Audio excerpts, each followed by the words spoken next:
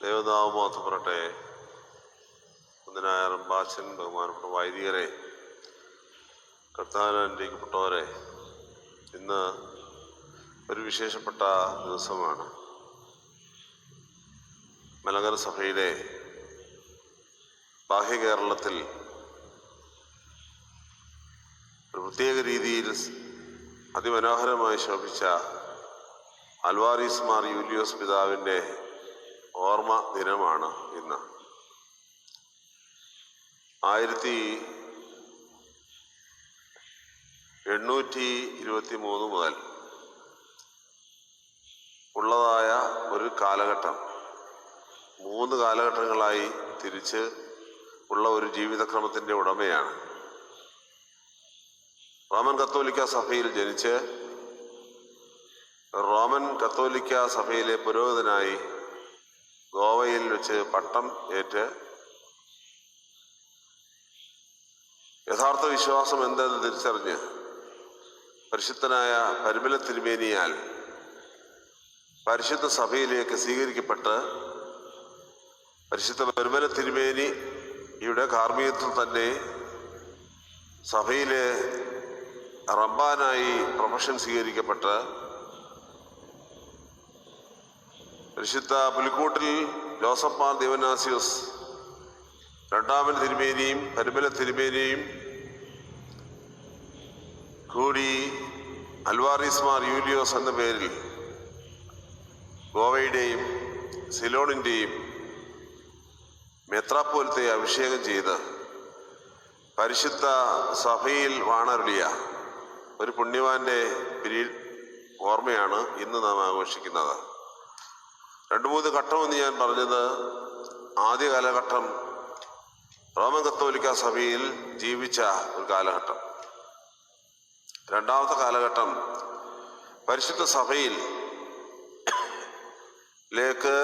പരിശുദ്ധ പരിമല തിരുമേനിയാൽ പ്രത്യേകമായി വിളിക്കപ്പെട്ടു വന്ന ഒരു സന്യാസിയായും മെത്രാപ്പോലിത്തയായും അനുഗ്രഹപ്രദമായി ഗോവ, സിലോൺ ആദ്യായുടെയൊക്കെയുടെയും മെത്രാപ്പോലിത്തയായി പരിശോഭിച്ച 1-ാം കാലഘട്ടം. തന്റെ ജീവിതത്തിന്റെ അവസാന കാലഘട്ടത്തിൽ ഏകദേശം 10 വർഷക്കാലം ബ്രഹ്മവാറിൽ നിന്ന് തിരിച്ച് ഗോവയിലേക്ക് പോവുകയും അവിടെ വെച്ച് ധാരാളം പീഡകളും കഷ്ടതകളും ഒക്കെ സഹിക്കുകയും പീഡയുടെയും കഷ്ടതയുടെയും സമയത്ത് പോലും ഒരുപാട് ആതുര സേവനങ്ങൾ നിർവഹിക്കുകയും സഭയുടെ സത്യവിശ്വാസം എന്തെന്ന് പ്രചരിപ്പിക്കുകയും ചെയ്തു. പീഡകളുടെ ആധിക്യം മൂലം അദ്ദേഹത്തിന് ഗോവയിൽ മരണമേൽക്കേണ്ടി വന്നു. പീഡിപ്പിച്ചത് ആരെന്ന് ചോദിച്ചു കഴിഞ്ഞാൽ റോമൻ കത്തോലിക്ക പോർട്ടുഗീസ് അധികാരികളായിരുന്നു എന്നതാണ്. കാരണം മലങ്കര സഭയിലേക്ക് അദ്ദേഹം ചേർന്നു എന്ന ഒറ്റ കാരണത്താൽ അദ്ദേഹത്തിൻ്റെ മരണം പോലും ഒരു നേരായ ശവസംസ്കാരം നൽകാനൊക്കാതെ, സഭയ്ക്ക് അനുവാദം ലഭിക്കാതെ ഗോവയിലുള്ളതായ ഒരു മുനിസിപ്പൽ സെമിത്തേരിയിൽ അടക്കപ്പെടുകയാണ് ചെയ്തത്. തുടർന്ന് പരിശുദ്ധ ബസേലിയോസ് മാർത്തോമ മാത്യൂസ് പ്രഥമൻ ബാവ തിരുമേനി ബാഹ്യ കേരളത്തിന്റെ മെത്രാപ്പോലിത്തയായി മാത്യൂസ് മാർ അത്താനാസിസ് ആയിരിക്കുന്ന കാലഘട്ടത്തിലാണ് അദ്ദേഹത്തിന്റെ കബറിടം കണ്ടെത്തുവാനായി സാധ്യമായത്.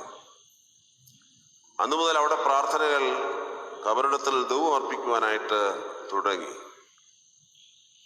എന്നാൽ 1990 കാലഘട്ടങ്ങളിൽ മുംബൈ മെത്രാസനത്തിന്റെ അഭ്യുന്നയ ഭാഗ്യസ്മരണാർഹനായ ഫിലിപ്പോസ് മാർ തെയോഫിലോസ് തിരുമനസുകൊണ്ട് അദ്ദേഹത്തിന്റെ കബറിടത്തിൽ നിന്നും തിരുശേഷിപ്പുകൾ മുഴുവനും എടുത്ത് ഗോവയിലുള്ളതായ പനാജിയിലെ സെന്റ് മേരീസ് പള്ളിയുടെ പരിശുദ്ധ മദ്ബഹയോട് ചേർന്ന് കബറടക്കി. അവിടെയാണ് ഇപ്പോൾ അദ്ദേഹത്തിന്റെ കബറിടം സ്ഥിതി ചെയ്യുന്നത്. പരിശുദ്ധ സഭയിൽ ഈ 2 കബറിടങ്ങളിലും ധാരാളം തീർത്ഥാടകർ ഇപ്പോഴും കടന്നു ചെന്ന് പ്രാർത്ഥന സമർപ്പിക്കുന്ന സ്ഥലങ്ങളാകുന്നു എന്ന് നമുക്ക് നല്ലതുപോലെ അറിയാം. ഞാൻ അധികമായി ദീർഘിപ്പിക്കുന്നില്ല. കാരണം കേരളത്തിലുള്ള എല്ലാവർക്കും അധികം പരിചയമില്ലാത്തതായ ഒരു പിതാവായതുകൊണ്ടാണ് ബാഹ്യ കേരളത്തിലെ അദ്ദേഹത്തിന്റെ ജീവിതക്രമത്തെക്കുറിച്ചും അദ്ദേഹത്തിന്റെ ശുശ്രൂഷകളെക്കുറിച്ചും അദ്ദേഹം ഏറ്റ പീഡകളെക്കുറിച്ചും അത് ആരില്ലെന്ന് ഏറ്റവും ചോദിച്ചാൽ സ്വന്തം സഹോദരങ്ങളിൽ നിന്ന് ഇന്ന് നമ്മളെ കുറ്റപ്പെടുത്തുന്ന പലരുടെയും കയ്യിൽ നിന്ന് ഏറ്റതായ ചില കാര്യങ്ങളാണ് അത് എന്നുള്ളത് ഒരു യാഥാർത്ഥ്യമാകുന്നു എന്ന് ഓർമ്മിപ്പിക്കുന്നതിന് വേണ്ടി ഞാനിത് പറഞ്ഞു എന്ന് മാത്രമേ ഉള്ളൂ. ഈ പിതാവിനെ കാണുമ്പോൾ എൻ്റെ മനസ്സിൽ വരുന്നത് ഒന്ന് രണ്ട് ചിന്തകളാണ്. മനുഷ്യാവതാരം ചെയ്ത ക്രിസ്തുവിന്റെ പിന്തുടർച്ചയാകുന്നു സഭ എന്നത് ചില പിതാക്കന്മാരും നമ്മുടെ അമ്മമാരും ഒക്കെ പ്രാവർത്തികമാക്കാറുണ്ട്. അങ്ങനെ ആക്ഷരികമായി പ്രാവർത്തികമാക്കിയ ഒരു പിതാവാണ് ഈ അൽവാരിസ് മാർ യൂലിയോസ് പിതാവ്. ബാഹ്യ കേരളത്തിൽ തമിഴ്നാട്, ആന്ധ്രാപ്രദേശ്, കർണാടക, മഹാരാഷ്ട്ര തുടങ്ങിയ സ്ഥലങ്ങളിലെ വിവിധ പ്രദേശങ്ങൾ സന്ദർശിച്ച് ധാരാളം പേരെ സഭയിലേക്ക് ചേർത്ത് സഭയ്ക്ക് ശക്തി നൽകിയ ഒരു പിതാവാണ് അദ്ദേഹം. അതുപോലെ തന്നെ സിലോണിൽ പോയി, ശ്രീലങ്കയിൽ പോയി ധാരാളം ആളുകളെ സഭയുടെ വിശ്വാസികളാക്കി മാറ്റുകയും കമ്മ്യൂണിറ്റികൾ സ്ഥാപിക്കുകയും ചെയ്തതാണ്.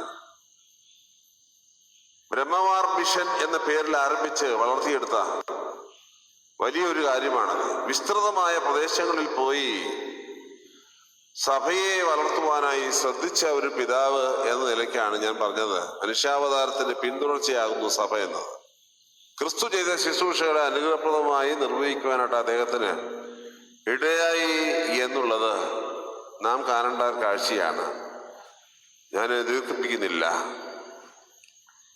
ഇന്ന് പുനരൈക്യ പ്രസ്ഥാനം എന്ന പേരിൽ ഒരു പ്രസ്ഥാനം കേരളത്തിലുമൊക്കെ നാം ഇങ്ങനെ ഇടയ്ക്കിടയ്ക്ക് കേൾക്കാറുണ്ട്. ഈ അടുത്ത സമയത്തും കേൾക്കുന്ന ഒരു വാർത്തയാണ്. അത് സത്യത്തിൽ പുനരൈക്യ പ്രസ്ഥാനമല്ല, സഭാത്യാഗ പ്രസ്ഥാനമാണ്, വിശ്വാസത്യാഗ പ്രസ്ഥാനമാണ്. യഥാർത്ഥ പുനരൈക്യം എന്ന് നടന്നു എന്ന് ചോദിച്ചു കഴിഞ്ഞാൽ, എന്ന് ഫാദർ അൽവാരിസ് പരിമല തിരുമേനിയാൽ പിടിക്കപ്പെട്ട് മാതൃസഭയിലേക്ക് ചേർക്കപ്പെട്ടുവോ അന്നാണ് യഥാർത്ഥ പുനരൈക്യ പ്രസ്ഥാനം. അതുകൊണ്ട് തന്നെ പുനരൈക്യ പ്രസ്ഥാനത്തിന്റെ പിതാവ് എന്ന് വിളിക്കുവാൻ അർഹനായ ആളാണ് അൽവാരിസ് മാർ യൂലിയോസ് പിതാവ് എന്ന കാര്യത്തിൽ യാതൊരു സംശയവും വേണ്ട. ഭാരതീയർ എന്ന നിലയ്ക്ക് ഭാരതീയരെല്ലാവരും ഒരുമിച്ച് ഭാരതീയ പ്രധാന മേലധ്യക്ഷന്റെ കീഴിൽ അണിനിരക്കണമെന്ന് അഭിവാഞ്ചിച്ചുകൊണ്ട് സഭയുടെ വിശ്വാസത്തെ സ്വീകരിച്ചതായ ഒരു പിതാവ്, അതാണല്ലോ യഥാർത്ഥ പുനരൈക്യം എന്ന് പറയുന്നത്. സഭ ഏകവും വിശുദ്ധവും കാതോലികവും അപ്പോസ്തോലികവും ആകുന്നെന്ന് പറയുമ്പോഴും ഓർത്തഡോക്സ് സഭകളുടെ മുഴുവൻ കാഴ്ചപ്പാടിൽ ചില ആളുകളൊക്കെ അത്യാവശ്യം വേണ്ടി ചില കുഴപ്പങ്ങളൊക്കെ ഉണ്ടാക്കുന്നുണ്ട്. അത് യാഥാർത്ഥ്യമാണ്, ഞാൻ അതിലേക്ക് പോകുന്നില്ല. മുഴുവൻ കാഴ്ചപ്പാടിൽ സഭയ്ക്ക് അതിൻ്റെതായ ഒരു ദേശീയത ഉണ്ട് എന്ന് ഉറപ്പിക്കുന്ന ഒരു ദൈവശാസ്ത്രം അല്ലെങ്കിൽ സഭാശാസ്ത്രം കൂടിയുണ്ട്. അത് മനസ്സിലാക്കി സഭയിലേക്ക് വന്നതായ ഈ പ്രിയപ്പെട്ട പിതാവിന്റെ ചരിത്രത്തെയാണ്, ഓർമ്മയാണ് പുനരൈക്യ പ്രസ്ഥാനത്തിന്റെ വാർഷികമായിട്ട് കൊണ്ടാടേണ്ടത്. കേരളത്തിലെ ജനങ്ങളെന്ന ഒരു യാഥാർത്ഥ്യം കൂടി ഇവിടെയുണ്ട്. ഈ പുണ്യവാന്റെ സ്മരണ നമുക്കെന്നും അനുഗ്രഹമായി മാറട്ടെ. അദ്ദേഹത്തിന് കബറിടത്തിൽ പ്രത്യേക സാഹചര്യങ്ങളാൽ ഈ വർഷം എല്ലാവർക്കും ചെന്നു പറ്റാനായിട്ട് പറ്റുന്നില്ല എങ്കിൽ പോലും അദ്ദേഹത്തിന്റെ മധ്യസ്ഥകളും പ്രാർത്ഥനകളും നമുക്ക് ഏവർക്കും കോട്ടയായിരിക്കട്ടെ എന്ന് മാത്രം ഞാൻ ആശംസിക്കുന്നു.